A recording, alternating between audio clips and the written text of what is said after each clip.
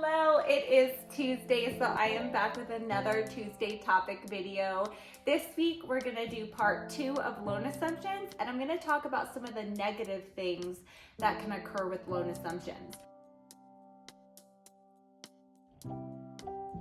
I feel like lately they've been kind of voiced as a saving grace to the interest rates and that everything is great, but they aren't always as great as they seem when things actually come out.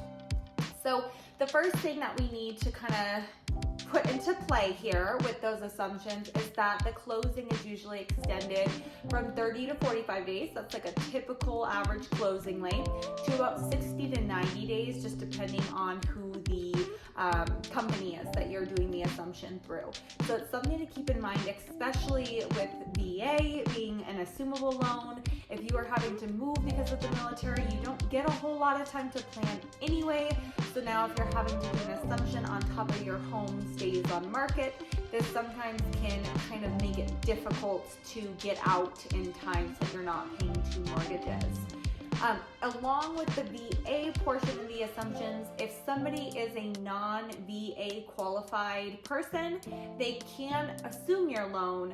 However, you do have to sometimes apply through the VA most of the time for them to release your allotment in order to do that, so that you're not still stuck with a portion of it in this home that you no longer own.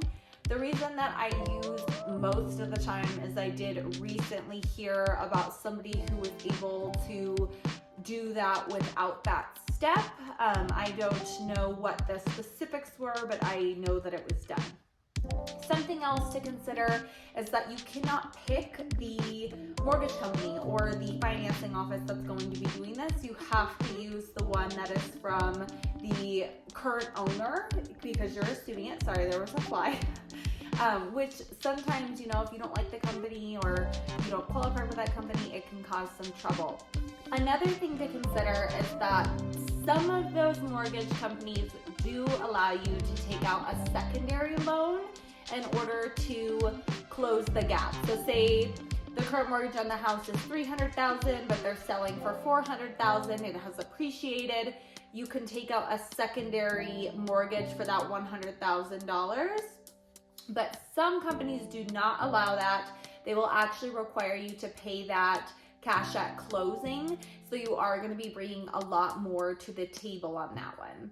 So there are some negative parts of the assumption process. I still think that it's a great way to negotiate, to make a home maybe come off the market faster because it does have that option.